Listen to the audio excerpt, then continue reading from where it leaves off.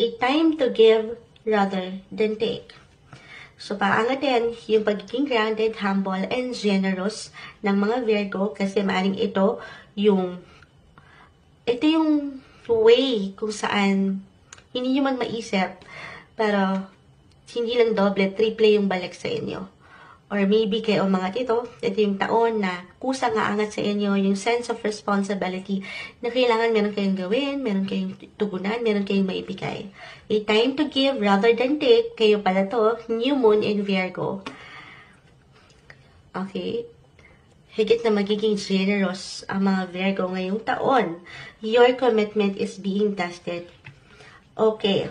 So, about sa career, pa lang yung una nating na-mention, ano? So, syempre pa, kahit ang ganda ng ilang panimula na naiwan ni Moonchild na mensahe, sabi ko nga, this is not an assurance, mensaheng gabay lamang po. Definitely